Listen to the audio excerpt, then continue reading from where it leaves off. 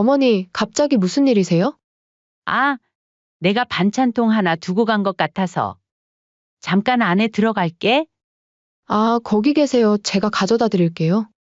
지금 들어오시면 좀 곤란해요. 뭐가 곤란하니? 잠깐이면 된다. 뭐 가져가는지도 모르잖니? 저한테 설명해 주시면 되잖아요. 잠깐만 계셔요. 아니다. 뭘 그리 일을 복잡하게 하니? 내가 금방 들어가서 가져오면 되잖니? 경순 씨가 자연스럽게 문으로 다가서자 며느리는 당황한 기색이 역력했습니다. 문을 더 닫으며 단호하게 말했죠.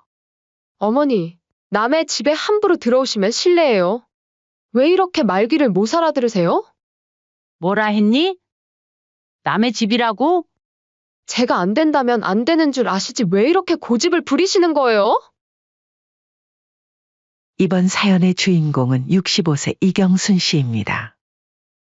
서울 외곽의 단정한 단독주택에서 홀로 조용히 살아가는 여인이었죠. 경순 씨는 10여 년 전 남편과 사별했고 그 후로 외아들 박도영을 온갖 고생 끝에 길러냈습니다. 넉넉지 못한 살림 속에서도 학원비와 생활비를 빠짐없이 감당했고 아들이 결혼할 때는 그간 모은 전세금을 털어 신혼집 마련에 큰 도움을 주었습니다. 주변 사람들 모두 경순 씨를 조용하지만 강단 있는 사람이라 불렀죠. 경순 씨는 조그마한 마당이 있는 집에서 꽃을 가꾸고 된장국을 끓이며 시간을 보냈습니다. 아침이면 마당에 핀 꽃들에 물을 주고 소박한 식탁에 혼자 앉아 식사를 했죠. 그렇게 자신의 역할을 다하고 이제는 행복한 노년을 꿈꿨습니다. 된장찌개 끓였으니 도영이네 갖다 줘야겠다. 경순 씨는 손에 물기를 털며 부엌에서 나왔습니다. 며칠 전부터 준비한 반찬들을 보니 뿌듯했죠.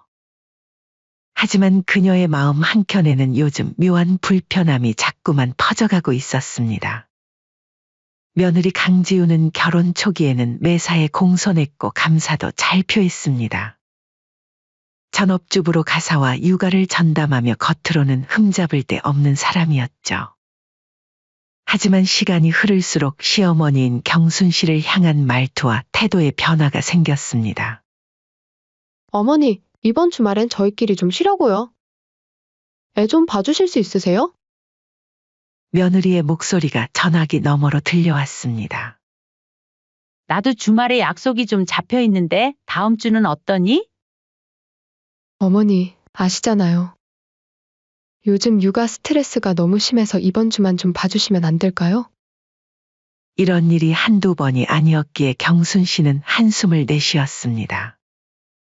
그녀는 아들 도영이의 행복을 위해 혹시라도 며느리와의 관계가 악화될까봐 묵묵히 참아왔습니다. 일주일에 두세 번 경순 씨는 집에서 정성껏 만든 반찬을 챙겨 아들 집에 들렀습니다. 그럴 때마다 손주를 잠시 봐주며 며느리가 편히 쉴 수 있게 도왔죠. 며느리는 겉으로는 고마워했지만 경순 씨는 점점 더 그 미소가 진심이 아니라는 것을 느꼈습니다. 어머니, 오늘은 제가 친구를 만나기로 해서요. 오늘도 잠깐 봐주시면 안 될까요? 그래, 내가 봐줄게. 몇 시에 돌아와? 조금 늦을 수도 있어요. 오랜만에 만나는 친구라서. 어머님이 최고예요. 다음에 제가 맛있는 거 사드릴게요. 으이구, 말은 잘한다. 일단 잘 다녀오거라. 며느리는 예쁘게 화장을 하고 외출복으로 갈아입었습니다. 경순 씨는 평소보다 화려한 옷차림이 눈에 띄었지만 젊은 사람이니 당연하다 생각했죠. 그러던 어느 날 이상한 점이 눈에 들어왔습니다. 아들 부부의 아파트 전용 주차구역에 주차되어 있는 낯선 고급 외제 차량이었죠. 검정 벤츠 한 대가 매번 경순 씨가 도착할 때마다 같은 자리에 세워져 있었습니다. 어라, 또 이 차네. 경순 씨는 처음엔 대수롭지 않게 넘겼습니다. 전용 주차구역이지만 어차피 아들이 출근하는 시간에는 자리가 비어있기에 어쩌다 한 번은 그럴 수도 있다 생각했습니다. 하지만 그 차는 일주일 간격으로 꾸준히 그 자리를 지키고 있었습니다. 내가 갈 때마다 이 차가 있네. 뻔뻔하기도 하지. 뭐라 애기를 안 하니까 당연히 여기다 주차하는 걸로 생각하는 거 아니야? 가만히 있어봐. 경비실에 말해놔야겠어? 어느 날 경순 씨는 경비실로 향했습니다. 혹시 백이동 502호 전용 주차구역에 주차된 벤츠 차량 누가 된 건지 아세요? 매번 우리 주차구역에 대고 있더라고요. 경비원은 잠시 컴퓨터를 확인한 후 대답했습니다. 아, 그거요? 확인해 보니까 세대주 측에서 등록한 차량인데요. 그 말을 듣는 순간 경순 씨의 가슴이 철렁 내려앉았습니다. 그녀가 알기로 아들 도영이는 차량을 바꾼 적이 없었고 그런 고급 차량을 새로 들일 상황도 아니었습니다. 이상하다. 도영이는 분명 차를 바꿨다는 말이 없었는데. 일단 알겠습니다. 감사합니다. 경순 씨는 고개를 끄덕이며 경비실을 나왔습니다. 그날 이후 경순 씨는 아들 집 근처에 갈 때마다 주변을 더욱 유심히 살피기 시작했습니다. 손주를 돌볼 때도 며느리와 대화할 때도 그녀의 눈은 더 날카로워졌죠. 경순 씨의 눈에는 이제까지 보이지 않던 것들이 하나둘 들어오기 시작했습니다. 며느리의 핸드폰이 이전보다 자주 울렸고 그때마다 그녀는 서둘러 다른 방으로 가서 통화했습니다. 경순 씨가 갑자기 방문했을 때는 당황하는 기색이 역력했고 집안의 분위기도 미묘하게 달라져 있었죠. 어머니, 오늘은 제가 좀 피곤해서요. 일찍 돌아가시면 안 될까요? 오늘은 정말 곤란해요. 제가 몸이 안 좋아서. 예전에는 혼자 있고 싶을 수도 있지라고 대수롭지 않게 넘어갔던 것이 이제는 다르게 보이기 시작한 거죠. 혹시 자신이 너무 예민한 건 아닐까 생각했습니다. 하지만 직감은 뭔가 잘못되고 있다고 더 자세히 살펴봐야 한다고 속삭였습니다. 설마 내가 너무 예민하게 생각하나? 경순 씨는 창밖을 바라보며 생각에 잠겼습니다. 그동안 며느리의 변화된 행동들, 갑자기 나타난 고급 차량, 아들의 이상한 태도. 모든 것이 불길한 그림으로 그려지고 있었죠. 그렇게 다음날 경순 씨는 반찬통 하나를 깜빡 두고 온 걸 핑계 삼아 아들 집으로 되돌아갔습니다. 역시나 여전히 외제차는 아들 집 앞에 주차되어 있었죠. 아파트 엘리베이터에서 내려 502호 앞에 선 경순 씨는 잠시 망설였습니다. 심장이 빠르게 뛰었죠. 깊게 숨을 들이마시고 초인종을 눌렀습니다. 처음엔 아무런 반응도 없었습니다. 경순 씨는 한 번 더 초인종을 눌렀습니다. 한참이 지나도 대답이 없자 불안한 마음에 문고리를 잡아당겨 보았죠. 그러자 갑자기 안에서 부산한 소리가 들렸습니다. 누군가 서두르는 발소리, 작은 속삭임 그리고 물건을 넣는 소리였습니다. 한참 후 문이 딸깍 소리를 내며 조금 열렸습니다. 며느리가 얼굴만 살짝 내민 채 모습을 드러냈죠. 어머니, 갑자기 무슨 일이세요? 며느리의 목소리는 평소보다 높았고 얼굴은 상기되어 있었습니다. 머리카락은 살짝 흐트러져 있었고 옷매무새도 급하게 정리한 듯했죠. 아, 내가 반찬통 하나 두고 간 것 같아서. 잠깐 안에 들어갈게. 경순 씨는 최대한 자연스럽게 말했습니다. 하지만 며느리의 반응은 예상 밖이었죠. 아, 거기 계세요. 제가 가져다 드릴게요. 지금 집이 좀 더러워서 들어오시면 좀 곤란해서요. 뭐가 곤란해? 나 잠깐이면 돼. 뭐 가져가는지도 모르잖니? 저한테 설명해 주시면 되잖아요. 잠깐만 계셔요. 아니다. 뭘 그리 일을 복잡하게 하니? 내가 금방 들어가서 가져올게. 그리고 잠깐 물도 좀 마시고 쉬었다 가면 안 되니? 경순 씨가 자연스럽게 문으로 다가서자 며느리는 당황한 기색이 역력했습니다. 문을 더 닫으며 단호하게 말했죠.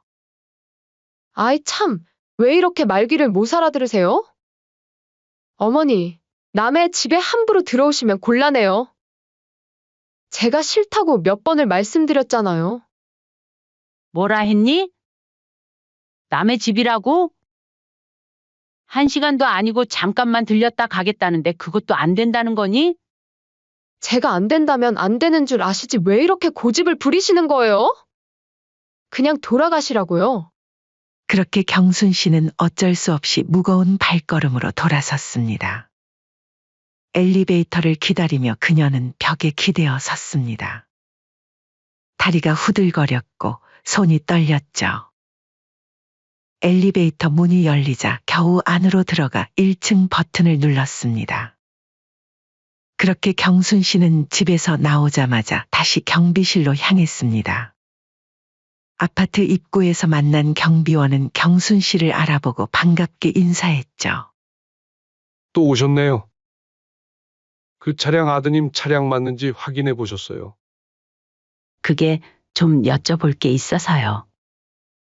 경순 씨는 망설이다 용기를 내어 말했습니다. 아니요. 확인해보니 아들 차도 아니고 며느리 차도 아닌 것 같더라고요. 그래서 말인데 혹시 카메라 좀 확인할 수 있을까요? 경비원은 잠시 망설이다가 고개를 끄덕였습니다. 그리고 경비실 안으로 경순 씨를 안내했죠. 모니터 앞에 앉은 경비원은 어제 날짜의 영상을 찾아 재생했습니다. 몇 시쯤인가요? 제가 나온 건 오후 3시쯤이었어요. 화면을 빠르게 넘기던 경비원이 정확한 시간대를 찾았습니다. 영상 속에는 경순 씨가 502호에서 나와 엘리베이터를 타는 모습이 보였죠. 그리고 경순 씨의 예상대로 그녀가 아파트를 나서고 약 30분 후 검정 벤츠에서 내린 한 남성이 자연스럽게 502호로 향하는 모습이 고스란히 찍혀 있었습니다. 잠시만요. 이전 날짜도 확인해 볼게요. 경비원이 다른 날짜의 영상도 찾아주었습니다. 경순 씨가 방문했던 날들에는 그녀가 떠난 후에 항상 같은 남자가 나타났죠. 마치 신호를 받은 것처럼 정확했습니다. 경순 씨는 말없이 화면을 응시한 채 손가락이 저릿해지는 것을 느꼈습니다. 눈앞의 영상은 거부할 수 없는 현실이었고 부정할 수 없는 진실이었죠. 그리고 그 남성은 헬스장 로고가 써져 있는 한 가방을 들고 다녔습니다. 그 순간 경순 씨의 가슴이 무너져 내렸습니다. 다 맞아떨어지는 퍼즐 조각들이었죠. 며느리의 갑작스러운 헬스 취미, 자주 외출하는 시간, 그리고 친구 만난다며 늦게 귀가하는 날들. 혹시 영상을 저장해 주실 수 있을까요?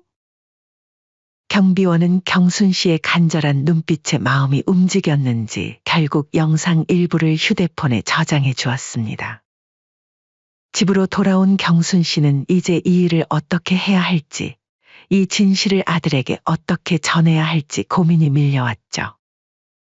도영아, 어쩌면 좋니? 창밖으로 보이는 하늘은 흐렸고 곧 비가 내릴 것 같았습니다. 경순 씨는 차를 한 잔 따라 마시며 생각에 잠겼죠. 다음 날 경순 씨는 결심했습니다. 더 많은 정보를 모으기로 말이죠. 그녀는 조카에게 연락했습니다. 민수야, 도움이 필요해. 왜 그러세요, 이모?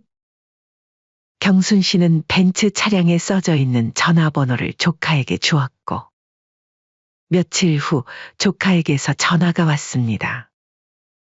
이모, 알려주신 번호로 SNS를 찾아봤는데 서재민이라는 남자예요. 34세, 헬스 트레이너로 일하고 있고, 주소는 강남구 쪽이네요. 고마워, 민수야. 경순 씨는 모든 퍼즐이 맞춰지는 느낌이었습니다. 이제 확실했죠. 며느리 강지우는 헬스 트레이너 서재민과 불륜 관계에 있었습니다. 경순 씨는 사진기를 준비했습니다. 이틀 동안 아들 집 주변에서 지켜보면서 서재민이 출입하는 모습을 몰래 촬영했죠. 자동차 번호판, 그가 아파트에 들어가는 모습, 그리고 한 번은 며느리와 함께 나오는 장면까지. 모든 증거를 모은 경순 씨는 작은 파일 하나를 만들었습니다. CCTV 영상, 사진들, 차량 정보, 그리고 며느리의 이상한 행동을 기록한 메모까지. 손이 떨렸지만 그녀는 진실을 위해 이 일을 해야만 했습니다. 도영아, 어쩌면 좋니? 그날 밤 경순 씨는 작은 액자를 손에 들었습니다. 도영이가 결혼식 날 찍은 사진이었죠. 활짝 웃고 있는 아들의 모습이 가슴을 아프게 했습니다. 내가 상처받게 하고 싶지 않았는데. 경순 씨는 파일을 가방에 넣고 잠자리에 들었습니다. 내일 아들 도영에게 진실을 말해야 했습니다. 쉽지 않은 결정이었지만 더 이상 눈 감고 있을 수는 없었죠. 아들의 인생과 행복을 위해 그녀는 이 어려운 길을 선택했습니다. 그리고 다음 날 저녁 드디어 아들 도영이를 불렀습니다. 도영아, 오늘 저녁 시간 있니? 우리 집에 좀 들러줄 수 있을까? 네, 엄마. 무슨 일이세요? 할 얘기가 있어. 그럼 지훈이랑 같이 갈게요. 아니다. 지훈이한테는 절대로 말하지 말고 혼자 와라. 도영은 어머니의 진지한 목소리에 의아했지만 곧바로 알겠다고 대답했습니다. 경순 씨는 아들이 오기 전에 집을 깔끔하게 정리했고 도영이 좋아하는 음식도 몇 가지 준비했죠. 힘든 얘기가 될 것이기에 적어도 배는 든든하게 해주고 싶었습니다. 저녁 7시 현관 벨이 울렸습니다. 아들 도영이 들어오며 물었습니다. 엄마, 무슨 일이에요? 전화로 하시는 말투가 심각하셨는데. 일단 들어와서 밥부터 먹자. 배고프지? 식사 동안 두 사람은 별말 없이 음식을 먹었습니다. 도영이 몇 번 무슨 일인지 물었지만 경순 씨는 밥 먹고 얘기하자. 고만했죠. 식사를 마치고 거실로 자리를 옮겼습니다. 도영아, 앉아서 이거 좀 보거라. 경순 씨는 준비해둔 파일을 꺼냈습니다. 사진, 차량 등록증, 영상 일부를 정리한 USB. 도영은 혼란스러운 표정으로 어머니가 내민 자료를 바라봤습니다. 이게 뭐예요, 엄마? 천천히 봐. 이건 며느리 지훈이와 관련된 증거야. 도영은 파일을 열어 한 장씩 넘겨보기 시작했습니다. 처음에는 믿기지 않는다는 표정이었죠. 하지만 자료를 더 살펴볼수록 그의 얼굴이 점점 굳어갔습니다. 마지막으로 USB를 노트북에 연결해 영상을 확인했죠. 아내가 낯선 남자와 함께 있는 모습, 그리고 자신의 집에 들어가는 장면이 담겨 있었습니다. 도영의 얼굴이 창백해졌습니다. 두 손으로 얼굴을 감싸고 한동안 말이 없었죠. 경순 씨는 아들의 어깨에 조심스럽게 손을 얹었습니다. 엄마, 어떻게 이럴 수가 있죠? 도저히 믿기지가 않아요. 도영이 고개를 들었을 때 그의 눈에는 분노와 슬픔이 교차하고 있었습니다. 손에 쥔 자료들이 구겨질 정도로 세게 쥐었죠. 이 사람 누구예요? 서재민이라는 사람이야. 지훈이가 다니는 헬스클럽 트레이너라고 해. 도영은 쓴웃음을 지었습니다. 그래서 요즘 헬스를 그렇게 열심히 다녔군요. 저는 건강을 위해서라고 생각했는데, 경순 씨는 아들의 상처 입은 표정을 보는 것이 너무 아팠습니다. 이제 어떻게 해야 할지 모르겠어요. 엄마, 너무 배신감이 들어요. 우리 가족 먹여 살린다고 야근까지 해가면서 열심히 돈 벌어서 가져다 준 게 바보같이 느껴져요. 도영의 목소리가 갈라졌습니다. 경순 씨는 아들을 가만히 안아주었습니다. 어린 시절처럼 등을 토닥이며 위로했죠. 우리 아들 다 괜찮아질 거다. 하나하나 해결해 나가보자. 엄마가 옆에 있잖니? 도영은 한동안 말없이 어머니의 품에 안겨 있었습니다. 그리고 천천히 일어나 결심한 듯 말했습니다. 오늘은 여기서 자고 가도 될까요? 생각할 시간이 필요해요. 당연하지. 내 방은 항상 그대로 있잖니. 그날 밤 아들 도영이는 며느리에게 자고 간다고 말한 뒤 어린 시절 자신의 방에서 잠을 청했습니다. 경순 씨는 뜬 눈으로 밤을 보냈죠. 아들에게 큰 상처를 줬다는 미안함과 진실을 알린 것에 대한 안도감이 교차했습니다. 다음 날 아침 도영은 평소보다 일찍 일어났습니다. 창백한 얼굴이었지만 눈빛은 단단했죠. 엄마 고마워요. 제가 애기하고 올게요. 도영아, 걱정 마세요. 제 마음은 이미 정했어요. 도영은 결연한 표정으로 집을 나섰습니다. 경순 씨는 창가에서 아들의 뒷모습을 바라보며 한숨을 내쉬었습니다. 이제 모든 것은 도영의 선택에 달려 있었죠. 그날 밤늦게 도영이 다시 경순 씨의 집을 찾아왔습니다. 그의 눈은 붉어 있었지만 표정은 담담했습니다.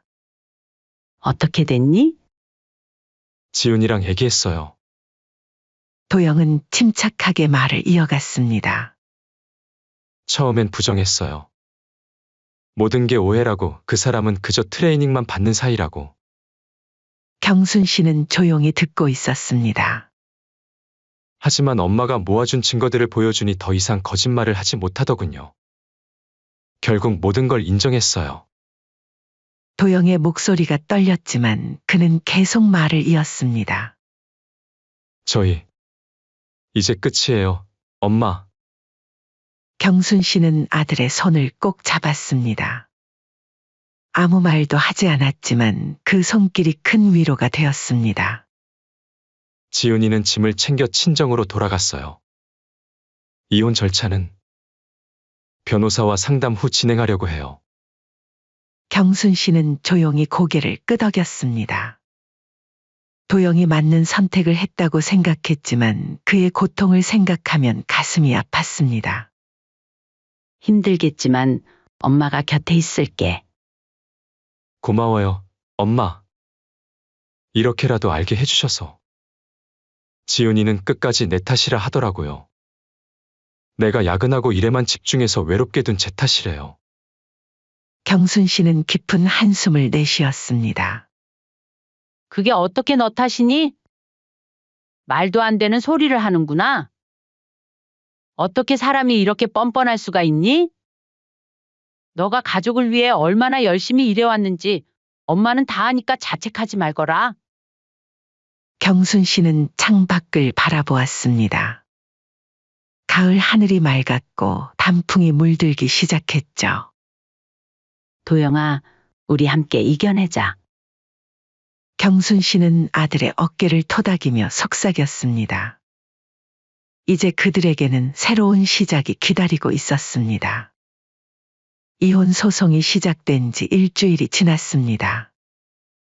도영은 그녀가 모아준 증거들을 바탕으로 변호사와 상담을 마쳤고 법적 절차는 순조롭게 진행되고 있었습니다.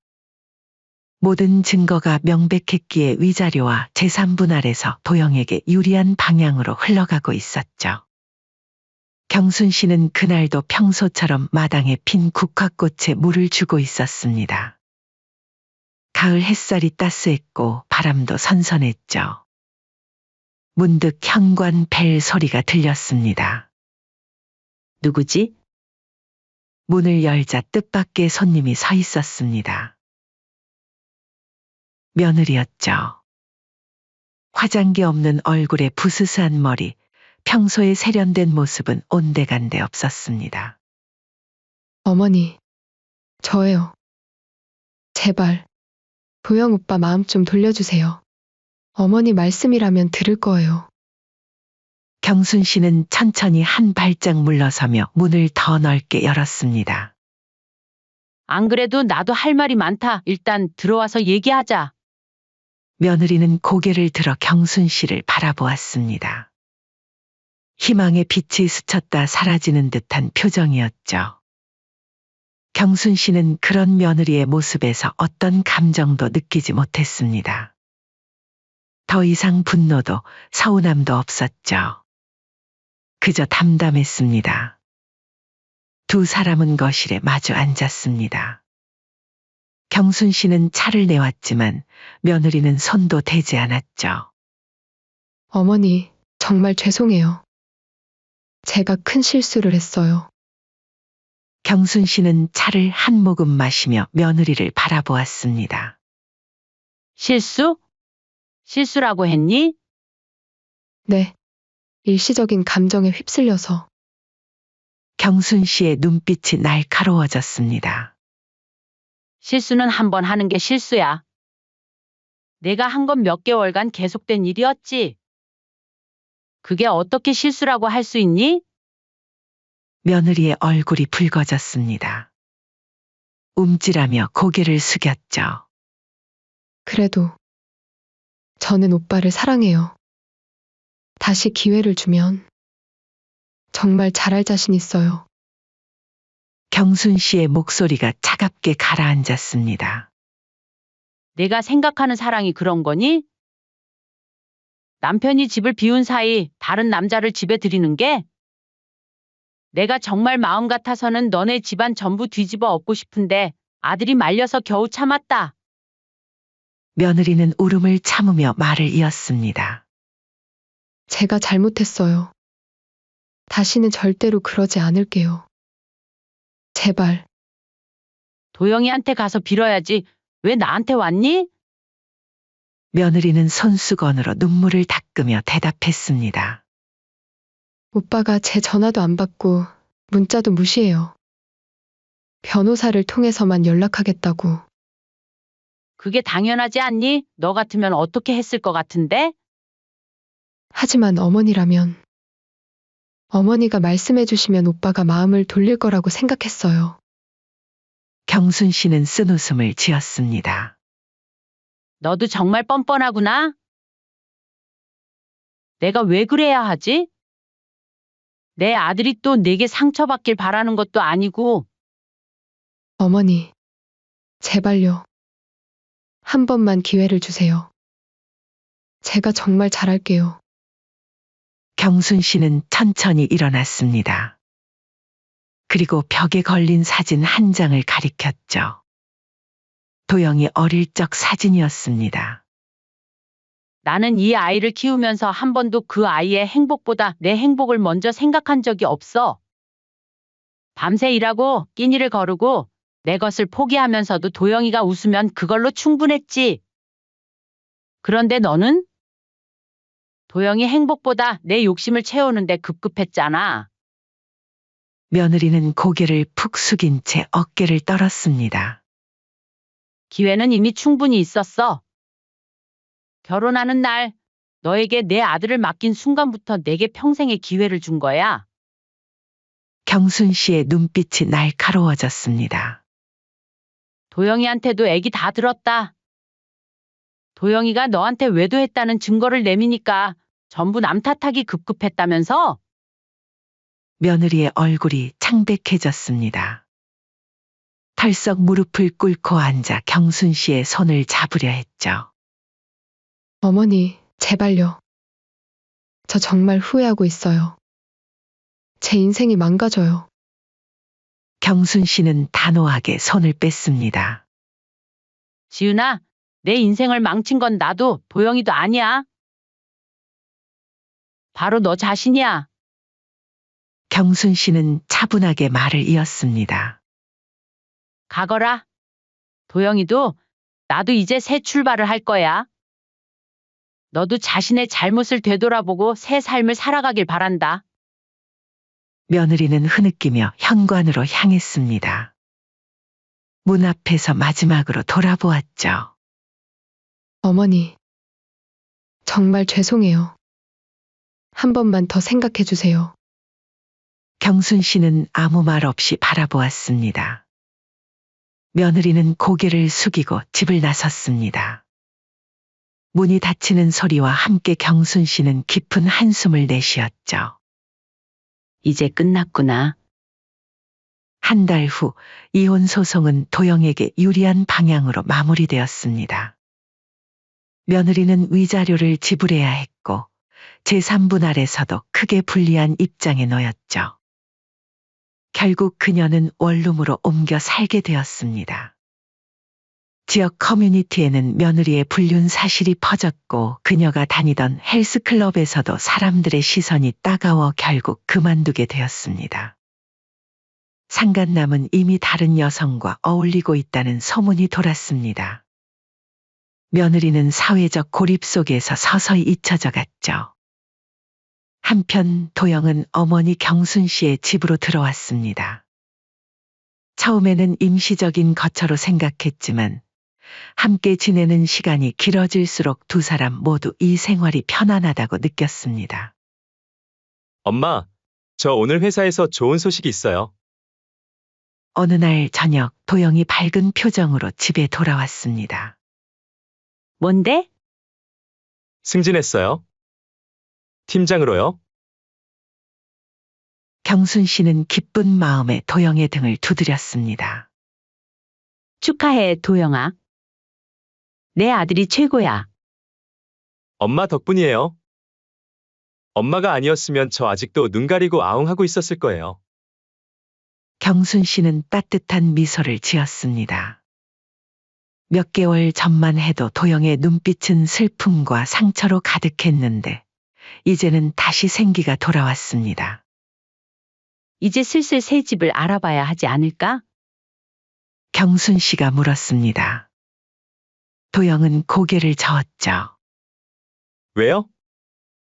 저 엄마랑 같이 있는 게 좋은데. 그래도 나랑 살면 답답하지 않아? 도영은 웃으며 경순 씨의 손을 잡았습니다. 엄마, 그럴 리가요? 저는 오히려 옛날 생각도 나고 얼마나 좋은데요? 경순 씨의 눈시울이 붉어졌습니다. 도영은 계속 말을 이었죠. 그리고 솔직히 엄마가 끓여주시는 된장찌개가 세상에서 제일 맛있어요. 이거 포기하면 제가 바보죠. 두 사람은 함께 웃었습니다. 그리고 얼마 후 도영은 조심스럽게 말을 꺼냈습니다. 엄마, 그리고 사실 제가 요즘 만나는 사람이 있어요. 경순 씨는 놀란 표정으로 아들을 바라보았습니다. 정말? 누군데? 회사 같은 부서의 동료예요. 오래 전부터 알고 지냈던 친구인데 이혼 후에 많이 의지가 됐어요. 경순 씨는 미소 지었습니다. 그렇구나.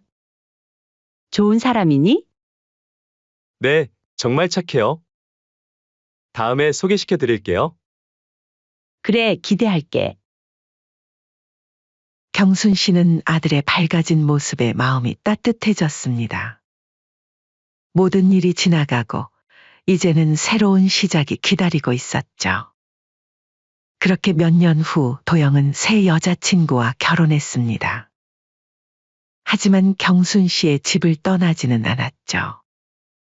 대신 집 옆에 작은 집을 지어 함께 살기로 했습니다. 가족은 더욱 확장되었고 웃음소리가 끊이지 않았습니다. 어느 봄날 경순 씨는 마당에 앉아 꽃을 가꾸고 있었습니다. 도영과 새 며느리가 나란히 앉아 도와주었죠. 어머니, 이 꽃 정말 예쁘네요. 새 며느리 미연이가 말했습니다. 경순 씨는 미소 지었습니다. 그래, 이 국화는 매년 더 아름답게 피어나는구나. 도영이 어머니의 손을 잡았습니다. 엄마, 정말 고마워요. 엄마 덕분에 제가 지금 이렇게 행복해요. 경순 씨는 아들의 손을 꼭 쥐었습니다. 시간이 흘러도 변하지 않는 것이 있었습니다. 그것은 바로 가족의 사랑이었죠. 진짜 가족만이 남았구나. 이게 행복이지. 경순 씨는 따스한 봄 햇살 아래서 소리내어 말했습니다. 이제 그녀의 가슴에는 불안이 아닌 평화와 행복이 자리 잡고 있었습니다. 며느라, 잔소리 좀 그만하거라. 누가 보면 나는 애 안 키워본 줄 알겠다. 걱정되는 건 알겠는데 나한테 손주 봐달라고 부탁한 거면 믿고 맡길 법하지 않니? 어머님 서운하실 수 있지만 저희 애를 남한테 맡기는 건데 불안하지 않은 부모가 어딨겠어요? 방금 뭐라 그랬니? 남이라고? 정말 그렇게 생각해? 왜요? 제가 틀린 말 했나요? 너도 참 이상한 애구나. 그러는 너는 왜 남의 집에서 살고 있니? 이 집은 내 집 아니니? 이번 사연의 주인공은 66세 위말순 씨입니다. 말순 씨는 남편과 사별한 지 3년이 되었습니다. 젊은 시절 남편과 함께 허리 굽혀 일하며 모은 돈으로 간신히 마련한 아파트 한 채가 그녀의 전 재산이었죠. 세상에 홀로 남겨진 말순 씨에게 아들 우성이는 유일한 의지처였지만 동시에 가장 큰 걱정거리이기도 했습니다. 엄마, 저 결혼하고 나서도 전세 살아야 해요? 친구들은 다 집 있는데. 우성이의 불평은 결혼 전부터 시작되었습니다. 전세에 자금을 모아주었는데도 부족하다며 자꾸만 더 달라고 손을 내밀었죠. 결혼식 비용도 모자란다고 했습니다. 그렇게 말순 씨는 적금을 깨서 결혼식 비용까지 대주었습니다. 다른 부모님들은 아들 결혼하면 집도 사주시는데. 솔직히 요즘 남자가 집도 안 해가면 장인, 장모님 볼 면목도 없어요. 아시잖아요? 그 말을 듣고 말순 씨는 한숨만 깊어졌습니다. 남편이 남겨준 아파트 한 채가 노후 유일한 의지처였으니까요. 하지만 결혼을 앞둔 아들의 눈치는 점점 더 심해졌습니다. 엄마, 쌤이가 그러는데. 우리가 알아본 신혼집이 너무 좁대요. 엄마 집은 어떻게 할 거예요? 결국 결혼식 한 달 전 말순 씨는 고민 끝에 결정을 내렸습니다. 그래, 너희가 살아라. 엄마는 작은 전세 원룸 얻어서 지낼게. 말순 씨는 평생 모아온 아파트를 아들과 새 며느리의 이름으로 공동명에 이전해 주었습니다. 아들을 위한 결정이었지만 한편으로는 노후에 의지할 곳이 있기를 바라는 마음도 담겨 있었죠. 말순 씨에게 그 집은 단순한 재산이 아니라 미래의 보험 같은 것이었습니다. 엄마, 정말 고마워요. 쌤이도 너무 좋아해요. 며느리 세미를 처음 만났을 때 말순 씨는 썩 마음에 들지 않았습니다. 겉으로는 어머님 하고 공손하게 불렀지만 어딘가 계산적인 느낌이 들었거든요. 하지만 말순 씨는 그런 생각을 숨겼습니다. 아들이 좋아하는 사람이니까요. 결혼식 날 세미는 말순 씨의 손을 잡고 이렇게 말했습니다. 어머님, 저희 잘 살게요. 자주 찾아뵐게요. 말순 씨는 그 말을 반쯤만 믿었습니다. 결혼 초에는 한 달에 몇 번 있던 방문이 점점 뜸해졌고 전화도 점점 짧아졌습니다. 명절에 찾아와도 반나절 만에 서둘러 일어났죠. 엄마, 쌤이가 친정에도 가봐야 한대요. 말순 씨는 그런 모습을 보며 섭섭함을 느꼈지만 티내지 않았습니다. 젊은 부부니까 바쁘겠지 하는 마음이었죠. 그러던 어느 날 아들 우성이가 들뜬 목소리로 전화를 걸어왔습니다. 엄마, 쌤이 임신했어요. 내년에 손주 볼 수 있어요. 말순 씨의 가슴은 기쁨으로 부풀어 올랐습니다. 드디어 손주를 안을 수 있다니 얼마나 기다려온 순간인지 모릅니다. 우성아, 산후조리원은 어디로 예약했니? 아직 알아보는 중이에요, 엄마. 비용이 만만치 않다던데. 그거 어머님들이 보통 내주시던데요. 어머님도 내주실 거죠? 말순 씨가 무심코 한 말에 며느리 세미가 끼어들었습니다. 말순 씨는 당황했지만 티내지 않았습니다. 결국 산후조리원 비용도 200만 원을 말없이 보태주었죠. 출산 예정일이 다가오자 말순 씨는 더욱 들떴습니다. 아기 옷, 장난감, 이불까지 손주를 위한 선물을 사 모았습니다. 우성아, 세미는 어때? 아기는 언제 나올 것 같아? 아직이에요, 엄마. 진통 시작되면 바로 연락드릴게요. 하지만 그 연락은 오지 않았습니다. 말순 씨가 전화를 걸어 확인했을 때 아들은 미안한 목소리로 말했습니다. 엄마, 어제 새벽에 아기가 태어났어요. 지금은 쌤이랑 아기가 좀 쉬어야 해서. 그래, 그럼 언제 가볼 수 있을까? 조금만 기다려주세요. 쌤이가 산후조리원에서 나오면 연락드릴게요. 왜? 나는 들어가면 안 된대? 아무래도 쌤이 눈치가 좀 보여서요. 출산하고 좀 예민해 보여요. 회복도 해야 하고. 산후조리원에서 나올 때까지 기다렸지만 여전히 손주를 볼 수 없었습니다. 우성아, 손주 좀 보고 싶은데 기다리다 목 빠지겠다. 엄마, 아직 아이가 너무 어려서 면역력이 약해요. 조금만 기다려주세요. 그래서 말순 씨는 기다렸습니다. 하루, 이틀, 일주일, 한 달. 손주의 모습은 우성이가 보내주는 사진으로만 볼 수 있었습니다. 매일 밤 휴대폰을 들여다보며 작은 화면 속 손주를 보는 것이 말순 씨의 일과가 되었죠. 우성아, 이제 2달이 다 됐는데 아직도 못 보는 거니? 엄마, 쌤이가 아직은 외부인 많이 만나면 아기 컨디션이 안 좋아진대요. 그래, 알겠다. 아기 건강이 제일 중요하지. 드디어 손주가 태어난 지 3개월 만에 말순 씨는 직접 아이를 볼 수 있게 되었습니다. 그날 아침, 말순 씨는 새벽부터 일어나 정성껏 음식을 준비했습니다. 손주가 커서 먹을 옷들도 정리해 보따리를 쌌죠. 설레는 마음으로 아들 집 초인종을 눌렀습니다. 문을 연 며느리의 표정은 그리 반갑지 않았습니다.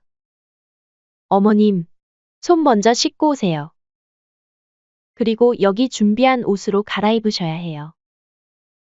말순 씨는 당황했지만 손주를 위한 일이라면 괜찮다고 생각했습니다. 세미가 건넨 병원 가운 같은 옷으로 갈아입고 손도 곱게 씻었습니다. 마스크까지 착용하고 거실로 나갔습니다. 어디 있니? 우리 강아지. 말순 씨가 아기에게 다가가려 하자 며느리가 재빨리 말했습니다. 어머님, 죄송한데 아직은 멀리서 지켜만 봐주세요. 말순 씨의 손이 공중에서 멈췄습니다. 그 순간 현관문이 열리며 시끌벅적한 소리가 들렸습니다. 어머, 우리 보물 손주야 할머니 왔다. 며느리 세미의 친정어머니였습니다. 안사도는 신발도 제대로 벗지 않고 달려와 손주를 와락 안았습니다. 손도 씻지 않고 옷도 갈아입지 않았습니다. 우리 복덩이, 우리 복덩이. 안사도는 아이의 볼을 비비며 기쁨을 감추지 못했습니다. 놀랍게도 세미는 옆에서 웃으며 그 모습을 휴대폰으로 동영상 찍고 있었습니다. 말순 씨가 그 자리에 얼어붙은 채로 바라보는 동안에도 세미는 안사돈과 아기를 함께 사진 찍으며 즐거워했습니다. 그 옆에서 말순 씨는 갑자기 자신이 투명인간이 된 것 같은 기분이 들었습니다. 집도 내어주고 산후조리원 비용도 대주었는데 왜 나는 손도 못 대게 하면서 저 사람은 아무 제약 없이 아이를 안고 있는 거지. 사실 아기의 건강을 위해 하는 말이라 생각하여. 며느리의 말에 서운하더라도 이해하고 넘어가려 했지만 안사도는 되고나는 안 되는 이 상황이 쉽게 납득이 안 갔습니다. 나도 한번 안아봐도 될까? 며느리는 잠시 망설이다 마지못해 고개를 끄덕였습니다. 조심하세요. 머리 받쳐주시고. 말순 씨는 손주를 품에 안는 순간 눈물이 왈칵 쏟아질 뻔했습니다. 그동안의 기다림이 이 순간을 위한 것이었는데 왜 이렇게 어색하고 서먹한 건지. 겨우 몇 분 말순 씨가 손주를 안고 있는데도 세미는 계속해서 말순 씨의 손 위치가 어떻다느니 아기가 불편해 보인다느니 잔소리를 멈추지 않았습니다. 어머니! 그렇게 얼굴 막 만지시면 어떡해요? 미안하다. 너무 이뻐서 그냥. 결국 말순 씨는 힘없이 아이를 다시 세미에게 건넸습니다. 그날 집으로 돌아오는 길, 말순 씨는 묘한 감정을 느꼈습니다. 마치 시댁을 멀리하는 것 같은 서운한 감정이었죠. 그래도 말순 씨는 출산한 지 얼마 안 되어 며느리가 예민할 수도 있다 생각하여 여전히 참았습니다. 가족이라는 이름을 믿으며 언젠가는 상황이 나아지리라 기대하면서 말입니다. 하지만 그녀의 마음 한구석에는 이미 작은 균열이 생겼죠. 시간이 흘러 말순 씨의 손주가 생후 8개월이 되었을 무렵이었습니다. 여전히 손주를 보는 일은 쉽지 않았지만 아주 가끔 아들 집에 초대를 받아 손주 얼굴을 볼 수 있게 되었죠. 그날도 말순 씨는 손주를 보러 가는 길이었습니다. 손주가 좋아한다는 인형을 사들고 기쁜 마음으로 현관벨을 눌렀습니다. 어머님, 오셨어요? 들어오세요. 세미는 여전히 말투는 공손했지만 눈빛은 냉담했습니다. 우리 강아지 많이 컸어? 말순 씨가 손주에게 다가가자 세미가 말했습니다. 어머님, 저희 말씀드릴 게 있어요. 거실에서는 우성이가 불안한 표정으로 앉아 있었습니다. 말순 씨는 직감적으로 좋지 않은 일이 있음을 느꼈습니다. 그게 엄마, 세미가 다시 일을 시작하려고 해요. 애를 맡길 데가 필요한데. 어머님, 주 3일만 봐주시면 어떨까요? 어차피 혼자 계시잖아요. 그렇게 말순 씨는 매주 월, 수, 금요일마다 아들 집에 가서 손주를 돌보게 되었습니다. 그런데 하루는 집안 곳곳에 카메라가 있어 출근하려는 며느리에게 물어봤습니다. 이게 다 뭐니? 웬 카메라가 있어? 아, 그거요? 저희 집에 홈캠 설치했어요. 저희 출근하면 걱정이 좀 돼서요. 거실 구석, 주방 천장, 아이 방 벽면에 작은 카메라들이 설치되어 있었죠. 요즘 뉴스 보면 애들 사고 많잖아요. 그냥 안전을 위해서예요. 그날부터 말순 씨는 카메라의 시선을 느끼며 손주를 돌봐야 했습니다. 웃음도 말도 조심스러워졌습니다. 자연스러운 행동 하나하나가 어색해졌죠. 강아지야, 할머니랑 놀자. 까꿍. 말순 씨가 손주와 놀아주다가도 문득 카메라를 의식하면 웃음이 경직되었습니다. 혹시 지금 저 카메라 너머로 세미가 자신을 지켜보고 있는 건 아닐까 하는 생각에 말순 씨는 항상 긴장했습니다. 점심시간 말순 씨는 손주에게 이유식을 먹이고 있었습니다. 그때 휴대폰이 울렸습니다. 어머니, 애밥 정량만 주셔야 해요. 애가 체할 수 있으니까 조심하세요. 말순 씨는 가슴이 철렁 내려앉았습니다. 세미가 실시간으로 카메라를 보고 있었던 거였습니다. 말순 씨의 손이 떨렸습니다. 그녀는 숟가락을 내려놓고 깊은 한숨을 내쉬었습니다. 그날 이후로 말순 씨는 항상 누군가가 자신을 지켜보고 있다는 느낌에 시달렸습니다. 화장실에 가는 것조차 조심스러워졌습니다.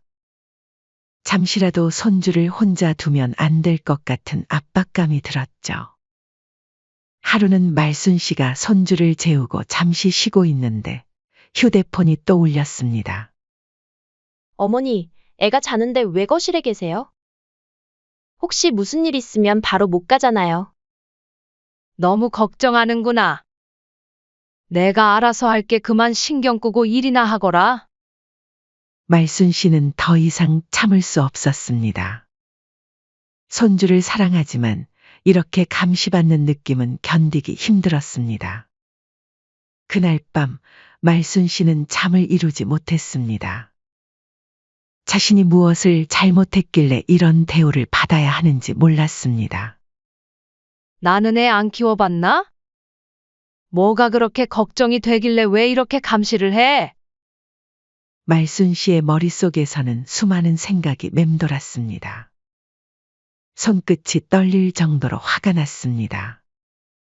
다음 날 말순 씨는 결심했습니다. 더 이상 카메라 앞에서 긴장하며 지낼 수 없었습니다. 손주를 돌보러 가자마자 말순 씨는 조용히 손수건을 꺼내 거실 카메라를 가렸습니다. 그리고 주방과 아이 방 카메라도 마찬가지로 가렸죠. 이제 좀 편하게 놀자. 우리 강아지.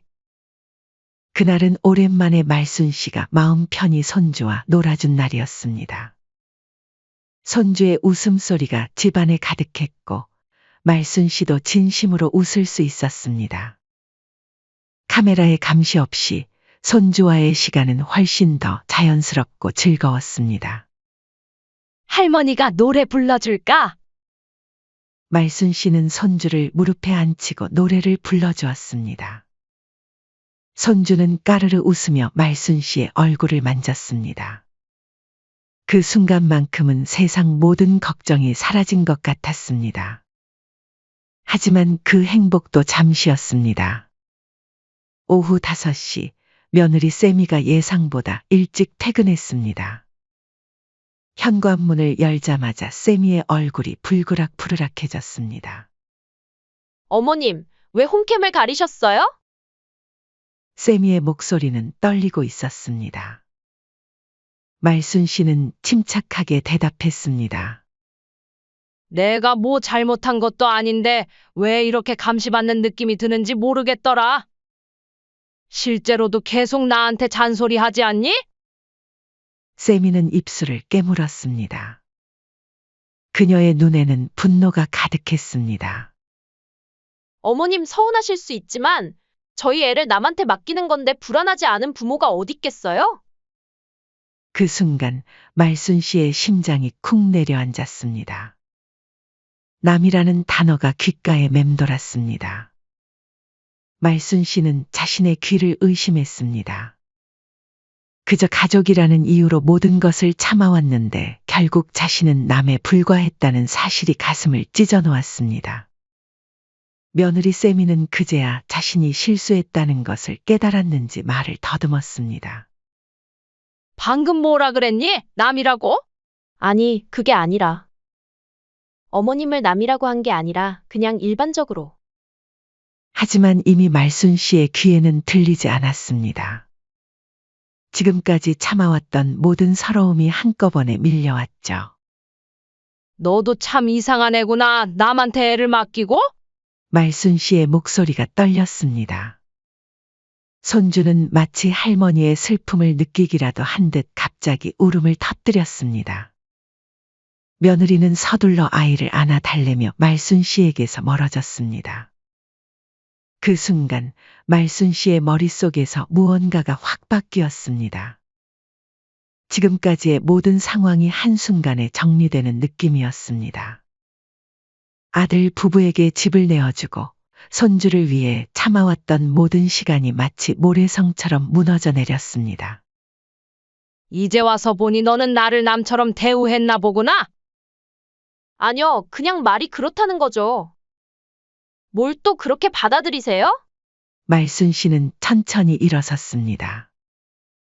손주에게 마지막으로 손을 흔들어 보이고 가방을 들고 현관으로 향했습니다.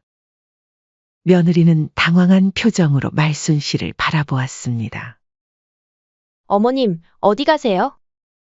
아직 애 저녁 먹여야 하는데. 나는 남이니까 그만 가보마. 그렇게 말순 씨는 아들 집을 나왔습니다. 엘리베이터 안에서 그녀는 깊은 한숨을 내쉬었습니다. 아파트 단지를 빠져나오는 길, 말순 씨의 전화가 울렸습니다. 아들이었습니다. 하지만 말순 씨는 전화를 받지 않았습니다. 지금은 혼자만의 시간이 필요했습니다. 집으로 돌아가는 버스 안에서 말순 씨는 창밖을 바라보았습니다. 가로등 불빛이 하나씩 켜지기 시작했고 서울의 저녁은 점점 깊어갔습니다. 내가 너무 오래 참았나 보다. 다음 날 아침 말순 씨는 오래전 지인이 소개해준 변호사의 명함을 찾아 전화를 걸었습니다. 다행히 당일 상담이 가능했습니다. 말순 씨는 서둘러 준비를 마치고 집을 나섰습니다. 변호사 사무실은 강남의 높은 빌딩 안에 있었습니다. 어떤 일로 오셨나요? 제 재산을 되찾고 싶습니다. 말순 씨는 떨리는 목소리로 자신의 상황을 설명했습니다. 아들 결혼 때 공동 명의로 넘겨준 아파트, 그 뒤로 이어진 소외감, 그리고 어제 있었던 남이라는 발언까지. 변호사는 때때로 고개를 끄덕이며 경청했습니다. 법적으로 가능합니다. 특히 증여 당시 조건이 있었다면 더욱 그렇습니다. 말순 씨는 망설임 없이 재산 분할 청구 서류에 서명했습니다. 이것이 그녀가 내린 결정이었습니다. 더 이상 남으로 취급받지 않기 위한 그녀만의 작은 반란이었죠. 절차가 어떻게 되나요? 우선 내용 증명을 발송하고 상대방의 반응을 보겠습니다. 합의가 되지 않으면 소송으로 넘어갑니다. 말순 씨는 고개를 끄덕였습니다. 변호사 사무실을 나오는 길, 마치 무거운 짐을 내려놓은 것 같은 홀가분함을 느꼈습니다. 그날 저녁 며느리와 아들이 말순 씨의 집을 찾아왔습니다. 문을 두드리는 소리가 점점 거세졌습니다. 엄마, 문 좀 열어봐요. 대체 무슨 일이에요? 말순 씨는 천천히 문을 열었습니다. 아들 우성이와 며느리의 얼굴은 당황과 분노가 뒤섞여 있었습니다. 엄마, 쌤이한테 그렇게 말하고 가셨다면서요? 왜 그러세요, 갑자기? 왜 그러냐고? 네 와이프가 남한테 애 맡기는 게 불안하다고 말했다. 우성이는 잠시 말문이 막혔습니다.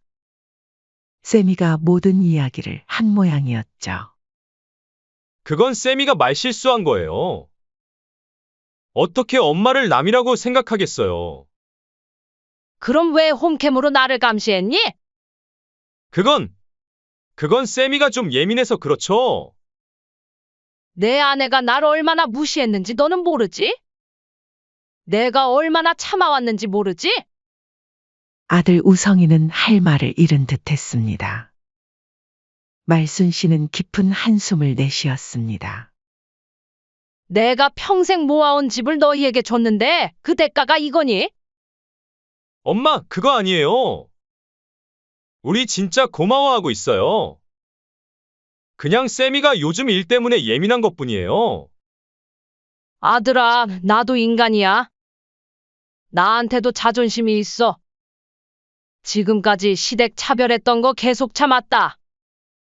그때 말순 씨의 휴대폰이 울렸습니다. 변호사였습니다. 말순 씨는 아들 부부 앞에서 전화를 받았습니다. 네, 변호사님. 내용 증명 발송하셨나요? 네, 감사합니다. 전화를 끊자 우성이의 얼굴이 창백해졌습니다. 엄마, 변호사는 왜? 설마, 맞다. 내 재산 되찾으려고 한다. 니들이 날 남이라고 생각한다면 나도 니들에게 남으로 행동할 수밖에 없지. 우성이의 표정이 당혹감으로 가득 찼습니다. 그는 잠시 말을 잇지 못하다가 흥분한 목소리로 말했습니다. 엄마, 이러시면 안 돼요. 그 집은 이제 우리 집이잖아요. 우리가 대출도 받았고, 인테리어도 했는데, 내가 준 집에 살면서 나를 남 취급했잖니? 이제 와서 그런 말이 나오니? 우성이는 머리를 감싸 쥐었습니다.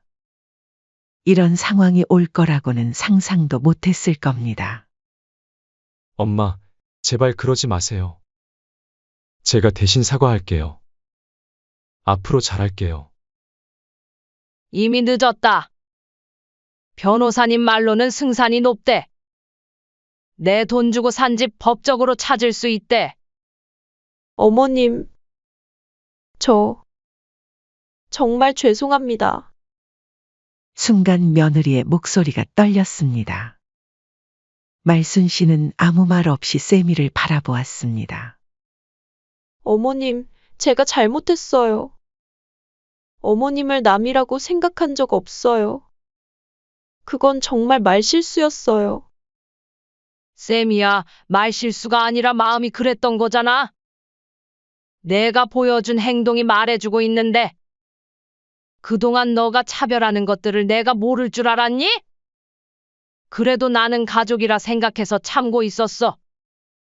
너네가 살고 있는 집도 가족이라 생각하고 줬던 거고. 그런데 어떻게 남보다 못한 대우를 할 수가 있니? 며느리 세미의 눈에서 눈물이 흘러내렸습니다. 그녀는 갑자기 말순 씨 앞에 무릎을 꿇었습니다. 어머님, 제발 용서해 주세요. 집 없어지면 저희 어떻게 살아요? 대출금도 있고. 말순 씨는 세미의 어깨를 잡아 일으켰습니다. 일어나. 그렇게까지 할 필요 없어. 어머님, 정말 죄송해요. 앞으로 잘할게요. 홈캠도 다 치울게요. 손주도 언제든지 보실 수 있게 해드릴게요. 쌤이야, 남한테 애 맡기는 게 불안하다면서. 이제 와서 그런 말이 나오니? 세미는 어쩔 줄 몰라 했습니다. 그녀의 얼굴이 창백해졌습니다. 그건 정말 그냥 순간적으로 나온 말이에요. 그럼 왜 내가 손주를 안아보려 할 때마다 방해했니? 왜 친정엄마는 멀쩡하게 안아도 되고 나는 옷 갈아입고 손 씻고 별짓을 다 해야 했니? 세미는 대답하지 못했습니다. 말순 씨의 말은 계속되었습니다. 쌤이야, 나도 애 안 키워본 거 아니다. 손주 사랑하는 마음은 너랑 똑같아. 너가 손주에 대해서 예민하게 생각하는 것도 이해 못하는 건 아니야. 그런데 내가 서운한 건 남처럼 여기는 너의 태도 때문이다. 세미는 흐느끼며 고개를 숙였습니다. 말순 씨는 깊은 한숨을 내쉬었습니다. 남이라고 생각했으면 남처럼 대하자. 그게 공정한 거 아니겠니? 이제 할 말 없으면 그만 돌아가거라. 말순 씨의 목소리에는 더 이상 분노나 슬픔이 담겨 있지 않았습니다. 오히려 차분하고 냉정했죠. 이것이 그녀가 내린 결정이었습니다. 그렇게 몇 주가 지났습니다. 법적 절차는 생각보다 빠르게 진행되었습니다. 말순 씨가 증여 당시 가족을 위한 것이라는 조건을 달았고 세미가 말순 씨를 남이라고 표현한 사실이 중요한 증거가 되었습니다. 또한 홈캠 설치로 인한 사생활 침해와 손주 접근 제한 등의 정황도 말순 씨에게 유리하게 작용했습니다. 법원의 판결이 내려지는 날이었습니다. 말순 씨는 차분히 법정에 앉아 있었습니다. 맞은편에는 우성이와 세미가 초조한 표정으로 앉아 있었습니다. 두 사람 다 말순 씨의 시선을 피했습니다. 원고 승서. 판사의 선고가 내려졌습니다. 말순 씨는 조용히 고개를 숙였습니다. 감정을 드러내지 않으려 했지만 가슴 속에서는 뜨거운 무언가가 솟구쳤습니다. 이것은 복수가 아니라 정의였습니다. 그녀가 평생 일해서 모은 재산을 되찾는 정당한 과정이었죠. 일주일 후 말순 씨는 자신의 아파트 앞에 서 있었습니다. 우성이와 세미는 이삿짐을 싸고 있었습니다. 아들 부부는 결국 세미의 친정으로 가기로 했다고 합니다. 세미의 친정어머니도 함께 와서 이삿짐을 돕고 있었습니다. 안사돈의 눈빛이 날카롭게 말순 씨를 향했지만 말순 씨는 담담하게 그 시선을 받아냈습니다. 사돈, 이러시면 안 됩니다. 자식이 어떻게 사는지도 모르고. 너무하신 거예요. 안사돈의 목소리에 말순 씨는 차분히 대답했습니다. 제 자식이 어떻게 사는지 알고 싶었지만 제가 남이라서 그럴 수 없었네요.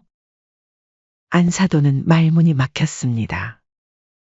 며느리가 모든 이야기를 했을 텐데도 친정어머니는 자기 딸 편만 들고 있었습니다. 그렇게 아들 부부가 떠나고 한 달 뒤, 창문 너머로 봄 햇살이 따스하게 비쳐들었습니다. 말순 씨의 인생에 새로운 계절이 시작된 것 같았고, 마침내 진정한 평화를 느꼈습니다. 말해보거라. 바쁘다면서 7년 동안 한 번도 내 아버지 제사에 안 왔으면서 어떻게 처가 제사는 갈 수 있었니? 그리고 아버지 기일에 장인 장모님 모시고 해외여행 간다고? 기가 차는구나. 엄마, 제 입장도 이해해 주세요. 입장? 대체 무슨 입장이길래 그러니? 언제 내가 너희 입장 이해 못해준 적이 있었니? 너희가 바쁘다며 못 온다 해도 나는 그저 그러려니 했어. 그 순간 복심 씨는 서류 뭉치를 테이블 위에 탁 하고 내려놓았습니다. 그 소리에 아들 부부가 흠칫 놀랐죠. 아들아, 며느라, 이게 뭔지 아니? 내 아버지가 생전에 너 고생 안 하게 하겠다고 평생 뼈 빠지게 일해 모은 돈으로 산 아파트다. 너희는 지금 그 집에 살고 있고. 그런데 너희는 잠깐 와서 내 아버지를 기리는 것도 못하겠다면 그 집 이제 비워줘야겠다. 네? 어머니 갑자기 그건 무슨 소리예요? 내 아버지가 남긴 이 집 30일 안에 비워. 어머님, 어떻게 이러실 수 있나요? 여기는 저희가 살던 집이잖아요. 무슨 제사 한 번 안 지냈다고 그렇게까지 하세요? 너희가 산 집이니? 내 아버지가 평생 모은 돈으로 너희 신혼 때 사준 거야? 근데 그 은혜도 모르고. 복심 씨는 깊은 숨을 내쉬고 단호하게 말했습니다. 그리고 나는 너희한테 단순하게 제사 한 번 안 왔다고 이러는 게 아니다. 착각하지 말아라. 바빠서 못 올 수도 있지. 그걸 이해 못한다는 게 아니야. 하지만 너희는 거짓말로 안 오고 처갓집 제사만 지내는 모습을 보니 내가 내 아버지한테 면목이 없다. 이번 사연의 주인공은 서울 외곽의 오래된 아파트에서 혼자 살아가는 72세 강복심 씨입니다. 복심 씨는 새벽부터 분주히 움직였습니다. 작은 냉장고를 열고 재료를 확인하고 찬장에서 오래된 제기를 꺼내 물로 헹구는 손길이 노곤했습니다. 남편의 7번째 기일이 일주일 앞으로 다가왔기 때문이었죠. 매년 제사를 준비하는 일은 복심 씨의 몫이었습니다. 남편이 떠난 이후 7년간 한 번도 거르지 않았죠. 시장에 가서 제사 음식 재료를 고르고 집에 돌아와 제기들을 닦고 음식을 정성껏 준비하는 모든 과정을 혼자서 해왔습니다. 한 번쯤은 아들이 도와줄 법도 한데 말이죠. 창밖으로 내리는 빗소리를 들으며 복심 씨는 한숨을 내쉬었습니다. 빗소리가 외로움을 더 깊게 만드는 날이었죠. 에고, 올해는 오려나 모르겠네. 스스로에게 묻는 말에 복심 씨는 고개를 가로저었습니다. 기대하지 않는 것이 덜 상처받는 방법이라는 걸 7년간 배웠으니까요. 복심 씨의 아들 진수는 아내 윤선주와 함께 근처 아파트에 살고 있었습니다. 그 집은 복심 씨의 남편이 생전에 장만한 것이었죠. 남편이 허리가 굽도록 때로는 밤새 일하며 모은 돈으로 마련한 재산이었습니다. 우리 진수 고생 안 했으면 좋겠다. 내가 아들을 위해 보금자리 하나는 마련해야지 않겠어요? 그것이 남편의 마지막 바람이었습니다. 아들을 위해 평생을 바친 남편이었지만 정작 그 아들은 아버지의 기일에 한 번도 얼굴을 비추지 않았죠. 엄마, 이번에는 해외 출장이라. 죄송해요, 엄마. 이번엔 회사 워크숍이 있어서. 아, 다음에는 꼭 갈게요. 진짜 약속할게요. 매년 돌아오는 핑계에 처음엔 서운했지만 복심 씨는 이해하려 노력했습니다. 젊은 사람들은 바쁘게 살아야 한다는 것을 알고 있었으니까요. 특히 요즘 같은 불경기에 직장 일은 놓칠 수 없는 것이라고 스스로를 위로했습니다. 복심 씨는 냉장고에서 김치와 몇 가지 밑반찬이 든 통을 꺼냈습니다. 며칠 전 정성스레 만든 멸치볶음과 오이무침이었죠. 아들이 어릴 적 좋아했던 반찬들이었습니다. 어머니 지난번 해주신 반찬 맛있던데 좀만 더해서 보내주세요. 하지만 지난번에 보낸 반찬통은 설거지도 되지 않은 채로 돌아왔습니다. 며느리가 귀찮아했던 흔적이 역력했죠. 그때 복심 씨는 평생 참아왔던 말을 처음으로 꺼냈습니다. 며느라, 내가 반찬해서 줬으면 반찬통은 설거지해서 주는 게 예의 아니니? 나지막한 목소리였지만 그 말에 며느리 선주의 얼굴이 확 구겨졌습니다. 어머님, 반찬은 감사했어요. 근데 그걸로 뭐라 하시면 저도 할 말이 없네요. 그깟 설거지 하나 안 했다고. 해주기 귀찮으시면 저도 더 이상 부탁 안 드릴게요. 귀찮은 걸 떠나서 이렇게 보내면 어떡하니? 먹는 사람 따로 있고 반찬하고 설거지하는 사람 따로 있는 건 아니잖니? 아유, 잔소리 좀 그만하세요, 어머니. 잔소리 하실 거면 남의 귀한 딸한테 하지 마시고 본인 아들한테나 하시지?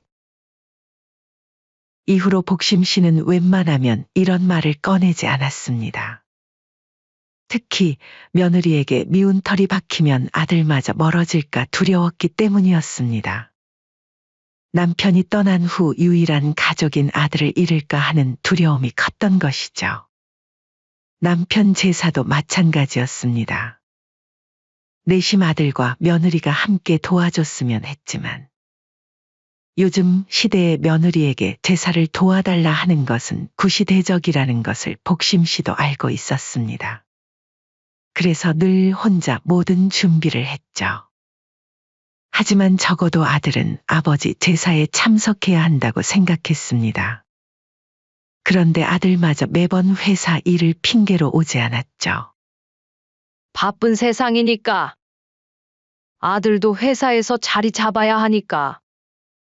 창가에 기대앉아 빗방울을 바라보며 복심 씨는 스스로를 위로했습니다. 이해하고 참는 것이 어머니의 역할이라고 생각했던 것이죠. 그러나 그런 위로가 무너진 순간이 찾아왔습니다. 얼마 전 복심 씨는 아들과 오랜만에 식사를 하려고 전화를 걸었습니다.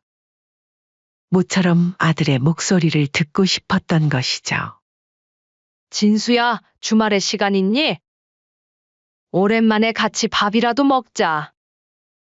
아들의 대답이 복심 씨의 귀를 의심하게 했습니다. 엄마, 그날은 제가 처가 제사 도와줘야 해서 다른 날로 약속 잡으면 안 될까요? 그 순간 복심 씨의 손에서 전화기가 미끄러질 뻔했습니다. 시댁 제사는 매번 핑계를 대며 오지 않으면서 처가 제사는 도와준다는 사실에 가슴이 찢어지는 것 같았습니다. 7년 동안 한 번도 남편 제사에 얼굴을 비추지 않았던 아들이 처가 제사는 도와준다는 사실이 믿기지 않았죠. 처가 제사를 네가 도와준다고? 그런 것도 할 줄 알아? 그럼요. 사위 노릇 좀 해야죠. 엄마는 나를 너무 어린애로만 보는 것 같다니까. 언제부터 해왔는데? 결혼하고부터는 쭉 도와줬죠? 전화를 끊은 후 복심 씨는 거실 소파에 그대로 주저앉았습니다. 그동안 쌓아온 서운함이 한순간에 덮쳐왔습니다. 지 아버지 제사 때는 한 번을 안 오는 놈이 뭐? 사위 노릇? 아침이 밝아오자 복심 씨는 결심했습니다. 아들 부부에게 직접 물어보기로 한 것이죠. 평생 참고 살아왔지만 이번만큼은 확실히 짚고 넘어가야 할 것 같았습니다. 일단 대화로 풀어보자.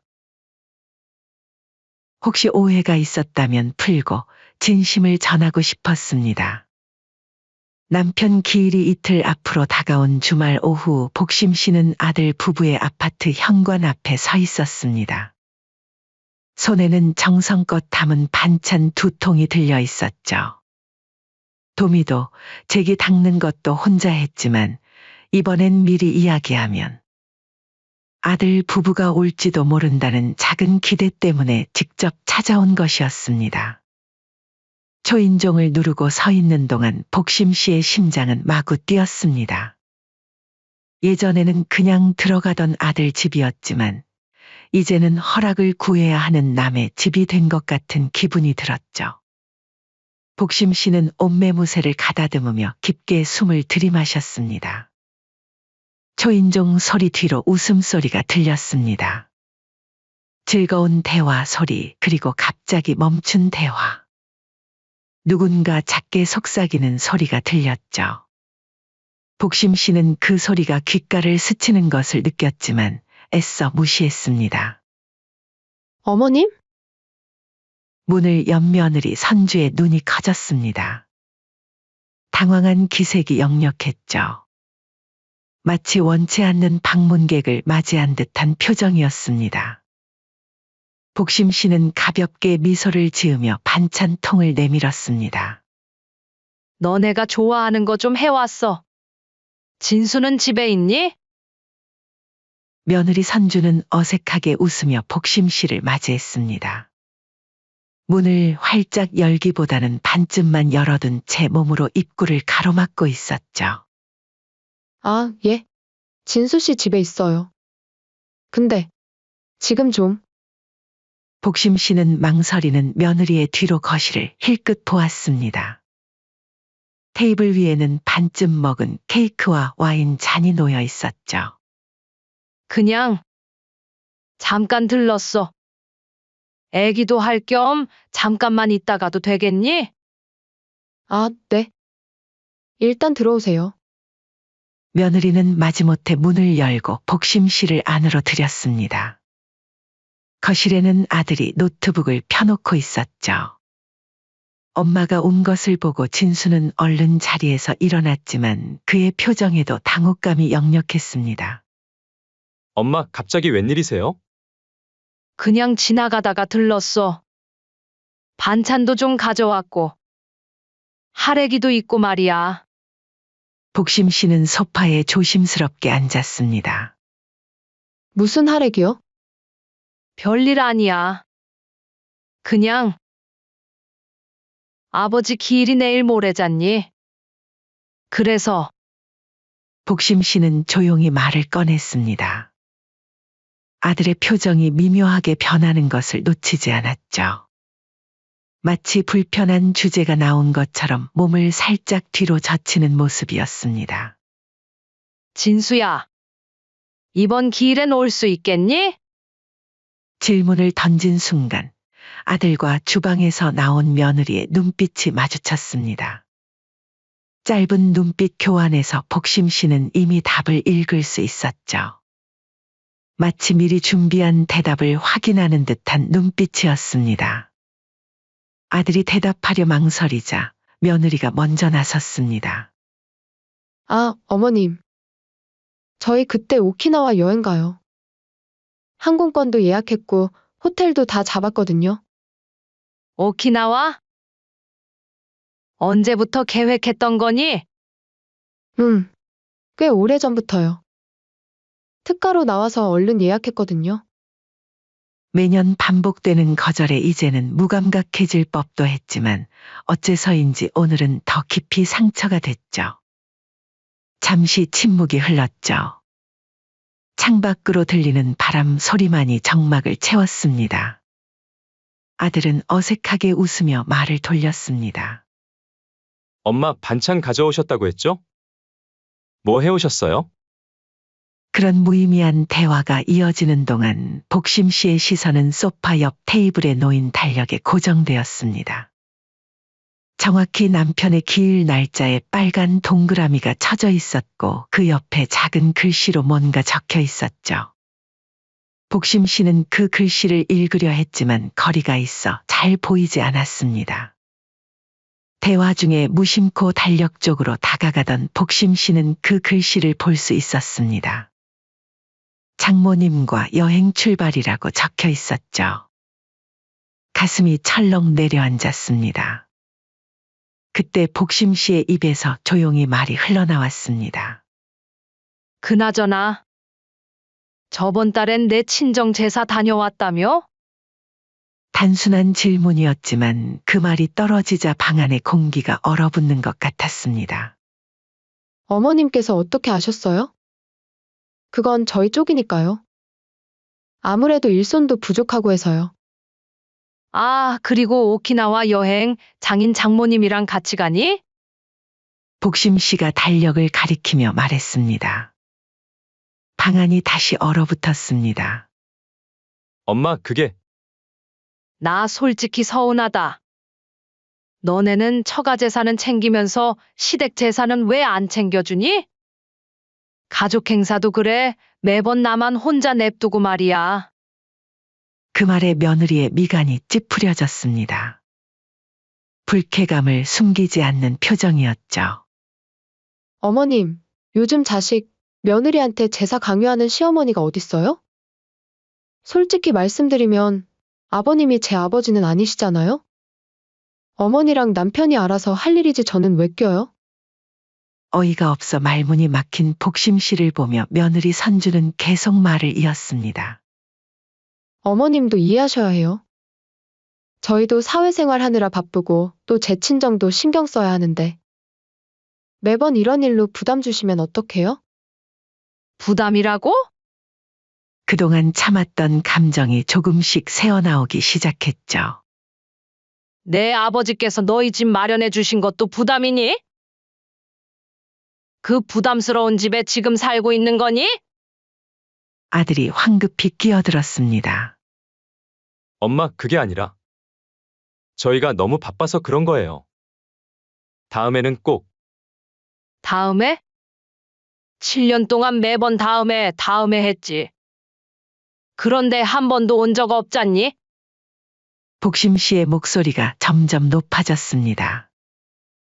평생 참아왔던 사람이 마침내 감정을 드러내는 순간이었죠. 며느리는 한숨을 내쉬며 말했습니다. 어머님, 저희도 나름대로 효도하려고 노력하고 있어요. 명절에도 찾아뵙고. 1시간 들렀다 가는 게 효도니? 복심 씨의 말에 선주의 얼굴이 붉어졌습니다. 더 이상 참지 못하겠다는 듯 목소리를 높였죠. 어머님, 저희가 어떻게 하든 마음에 안 드시는 것 같네요. 제가 봐도 어머님은 옛날 사고방식에 갇혀 계세요. 요즘은 누가 이렇게 시어머니한테 이래라 저래라 간섭받으며 삽니까?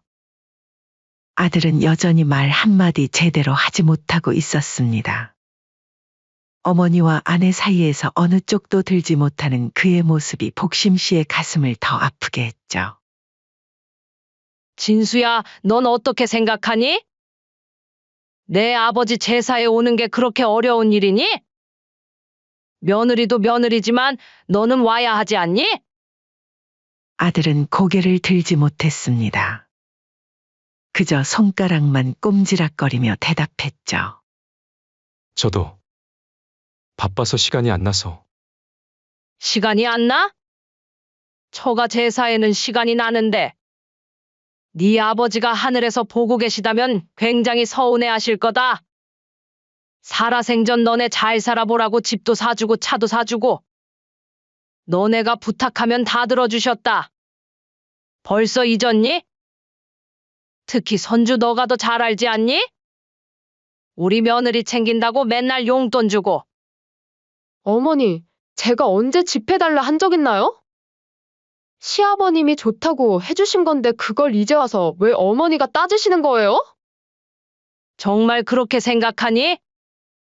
네, 그리고 그것도 아들 좋다고 주신 거 아니에요? 그래, 알겠다. 너네가 무슨 생각하는지 잘 알겠어. 천천히 자리에서 일어난 복심 씨는 가방을 챙겼습니다. 아들이 뭐라고 말하려 했지만 복심 씨는 손을 들어 그를 막았죠. 괜히 너희 바쁜데 방해했네. 이만 가보마. 여행 잘 다녀오고. 현관으로 향하는 복심 씨의 뒤로 아들이 따라왔습니다. 엄마, 그게 아니라 저희도 사정이 있어서. 사정? 어떤 사정이 있길래 처가 제사는 빠지지도 않으면서 7년 동안 한 번도 내 아버지 제사에 안 왔니? 질문에 아들은 대답하지 못했습니다. 그저 바닥만 쳐다볼 뿐이었죠. 내 아버지가 너를 위해 얼마나 고생했는지? 그 집을 마련하기 위해 얼마나 뼈가 녹도록 일했는지? 넌 모르겠지? 엄마, 제가 잘못했어요. 다음부터, 내년부터는 꼭. 다음은 없다. 맨날 얼어 죽을 다음이니? 나 간다. 나오지 말거라. 그렇게 집으로 돌아오는 버스 안에서 복심 씨는 창밖만 바라봤습니다. 남편이 그토록 아끼던 아들 부부였습니다. 대학 등록금을 마련하기 위해 밤낮으로 일하다 건강을 해친 남편이었죠. 그 아들이 이제는 아버지의 존재마저 부정하는 듯 했습니다. 그날 밤 복심 씨는 밤새 잠을 이루지 못했습니다. 머릿속에는 며느리의 말이 계속 맴돌았습니다. 아버님이 제 아버지는 아니시잖아요? 저는 안 낄 거예요. 어머님은 옛날 사고방식에 갇혀 계세요. 누가 이렇게 시어머니한테 간섭받으며 삽니까? 그리고 아들의 침묵. 그 모든 것이 복심 씨의 가슴을 무겁게 눌렀습니다. 이제 됐어. 더 이상은 안 돼. 복심 씨의 속에서는 뭔가가 끓어오르고 있었습니다. 속이 상해 눈물이 나는 것도 아니었습니다. 그냥 오래 버티던 줄이 끊어진 기분이었죠. 이제는 더 이상 참지 않기로 한 것이죠. 다음 날 아침 복심 씨는 서랍에서 낡은 서류 봉투를 꺼냈습니다. 그 안에는 남편이 아들에게 물려준 아파트의 등기부등본이 들어있었죠. 명의는 여전히 복심 씨 앞이었습니다.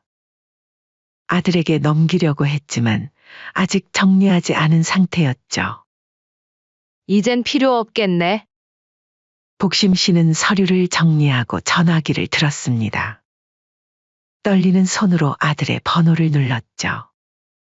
엄마, 무슨 일이세요? 아들의 목소리가 조심스러웠습니다. 어제의 일이 마음에 걸렸는지 평소보다 공손했죠. 복심 씨의 목소리는 평온했습니다. 더 이상의 동요도 망설임도 없었습니다. 그 집 30일 안에 비워라. 무슨 말이에요, 엄마? 그냥 길 못 간다고. 아들 진수의 목소리가 전화기 너머로 당황한 듯 들려왔습니다. 복심 씨는 창밖을 바라보며 담담히 대답했습니다. 한 번도 온 적 없잖니? 그리고 내 아버지가 제 아버지는 아니란 며느리 말, 내 귀엔 아주 또렷했다. 그런 말 듣고도 그 집 계속 내줄 순 없다. 전화기 너머로 잠시 침묵이 흘렀습니다.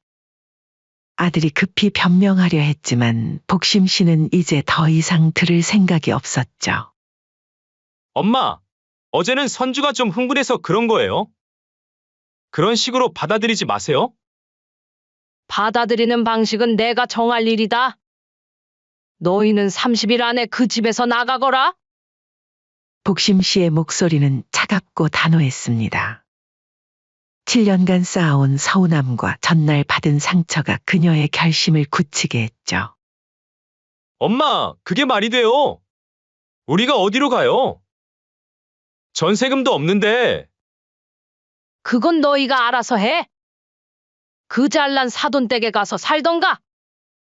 복심 씨의 말에 아들은 격분한 목소리로 소리쳤습니다. 엄마, 아빠가 우리한테 준 집인데 어떻게 그럴 수가 있어요? 나 할 말 다 했으니 끊는다. 전화를 끄는 복심 씨는 깊은 숨을 내쉬었습니다. 가슴이 떨렸지만 후회는 없었습니다. 이것이 맞는 결정이라는 확신이 들었죠. 2시간 후 현관벨이 울렸습니다. 아들 부부가 황급히 찾아온 것이었죠. 진수의 얼굴은 창백했고 며느리 선주는 울고 난 듯한 눈으로 서 있었습니다. 엄마, 제발 그러지 마세요. 우리 진짜 잘못했어요. 복심 씨는 두 사람을 거실로 안내했습니다. 평소와 달리 차도 대접하지 않았죠. 이제 그런 의례적인 것들이 무의미하게 느껴졌습니다. 어머님, 어제 제가 말실수를 했어요. 정말 죄송해요. 조금 격양돼서 선을 넘은 것 뿐이에요. 며느리 선주가 눈물을 글썽이며 말했지만 복심 씨의 표정은 변하지 않았습니다. 한때는 저 눈물에 마음이 흔들렸겠지만 이제는 다른 감정도 느껴졌죠. 말실수. 마음에 없는 말이 어떻게 나오니? 7년 동안 한 번도 안 왔으면서 처가 재산은 다 갔다는 거 그것도 다 실수라는 거니? 아들 부부는 할 말을 잃은 듯 고개를 숙였습니다.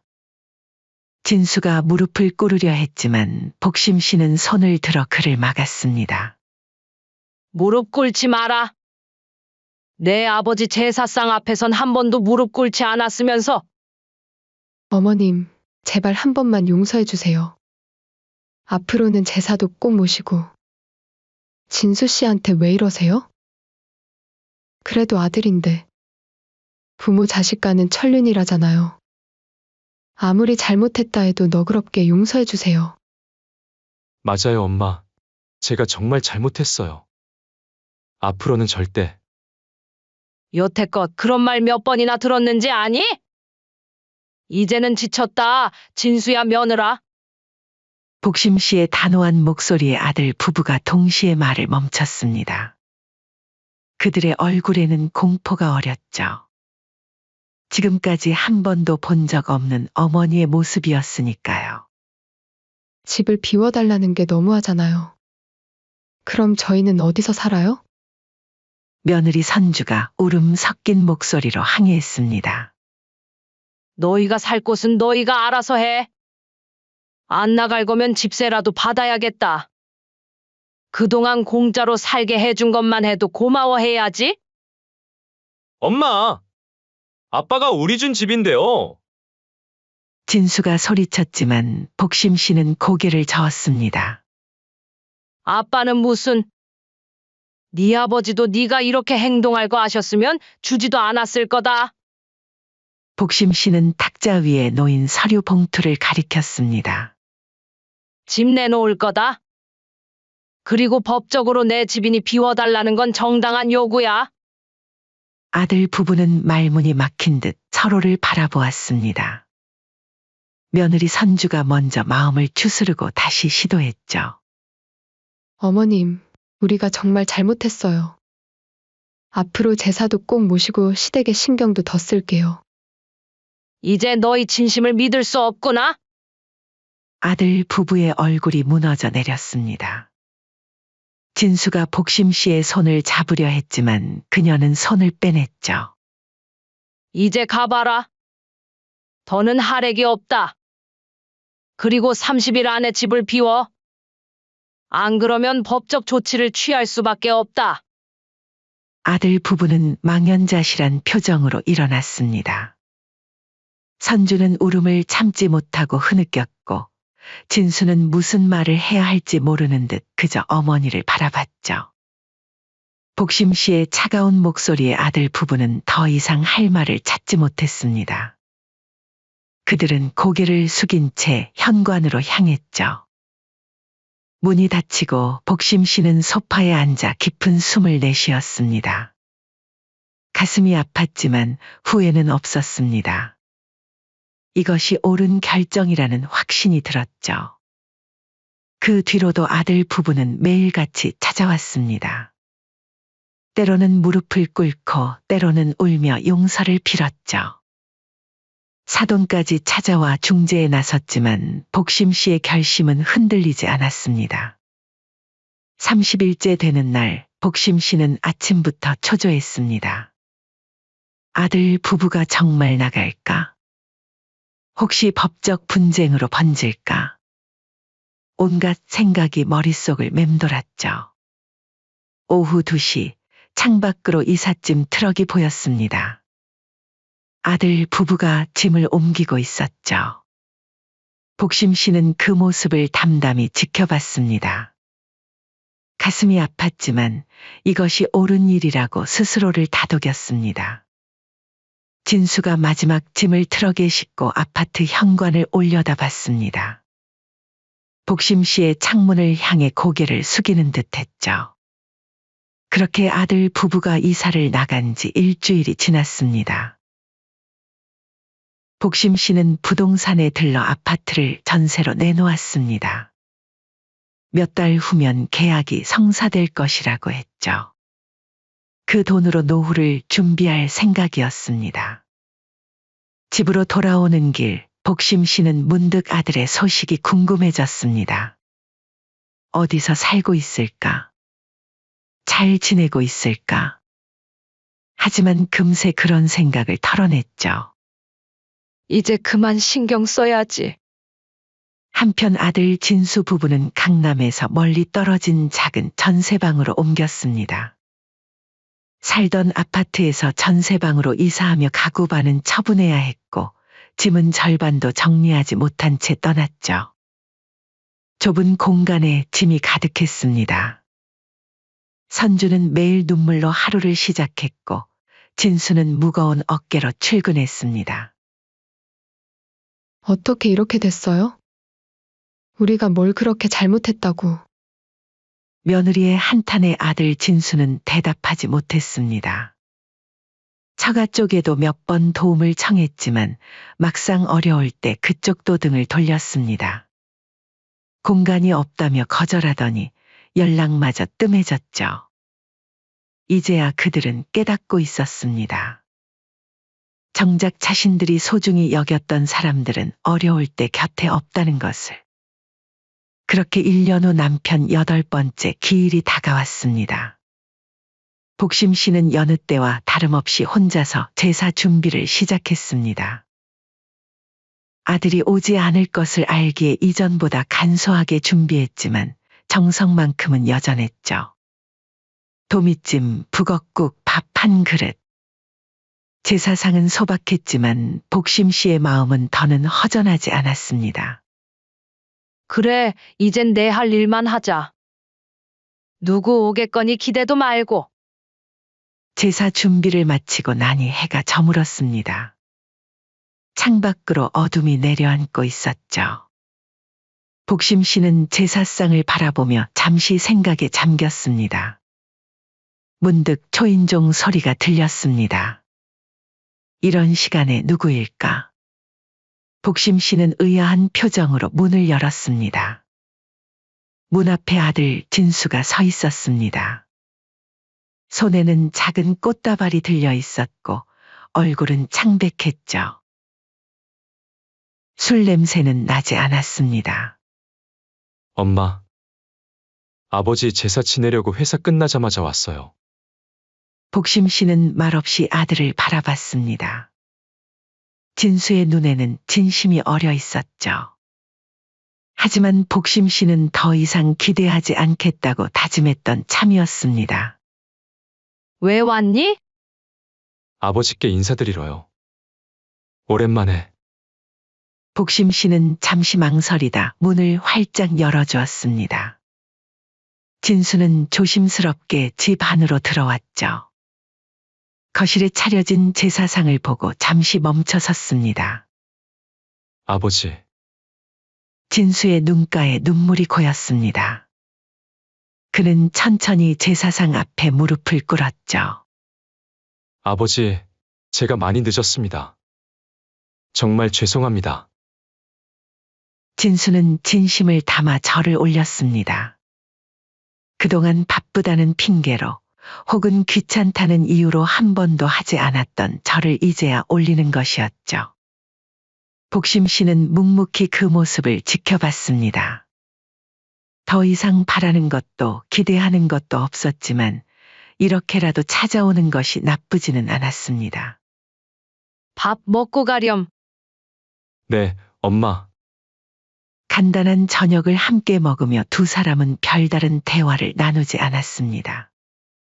그저 밥을 먹는 소리만 조용히 들렸죠. 예전처럼 따뜻한 가족의 식사는 아니었지만 그래도 함께하는 시간이었습니다. 식사를 마친 진수가 물었습니다. 엄마, 요즘 어떻게 지내세요?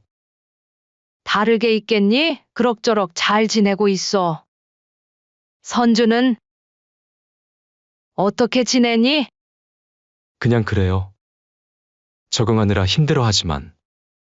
진수의 대답도 솔직했습니다. 더 이상 변명이나 꾸밈이 없었죠.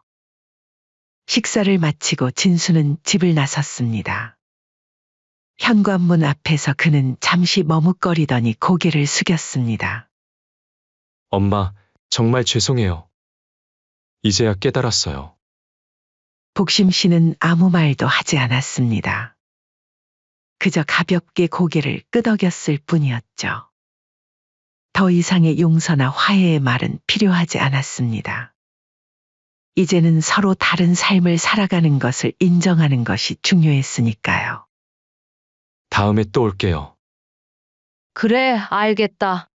건강 챙기고. 네, 엄마도 건강 챙기세요. 복심 씨는 아들이 엘리베이터에 오를 때까지 지켜봤습니다. 예전처럼 꼭 와라, 전화해라라는 말은 하지 않았죠. 이제는 기대하지 않는 것이 서로에게 더 나은 방법이라는 것을 알았으니까요.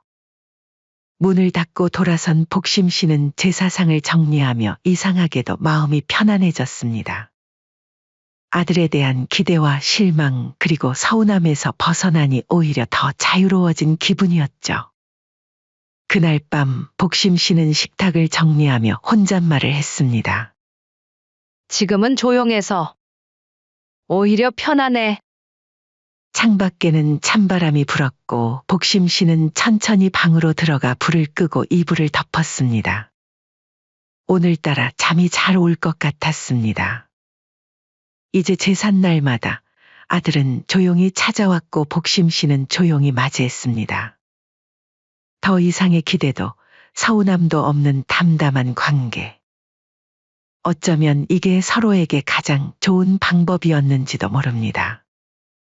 한 달에 한 번 진수는 혼자 찾아와 어머니의 안부를 물었고 복심 씨는 간단한 식사를 대접했습니다. 둘 사이에 깊은 대화는 없었지만 그것으로 충분했습니다. 인생이란 게 참 묘하네요. 자식 때문에 울고 웃다가 이제는 이렇게 초연해질 수 있다니. 창밖으로는 아들이 무거운 발걸음으로 돌아가는 모습이 보였지만 더 이상 그것에 마음이 흔들리지 않았습니다. 그저 각자의 삶을 살아가는 두 사람의 모습일 뿐이었죠. 복심 씨는 이제 자신의 삶에 더 집중하기 시작했습니다. 오랫동안 미뤄왔던 취미 생활도 시작하고 복지관에서 새로운 친구들도 사귀었습니다. 더 이상 아들만을 기다리며 살지 않게 된 것이죠.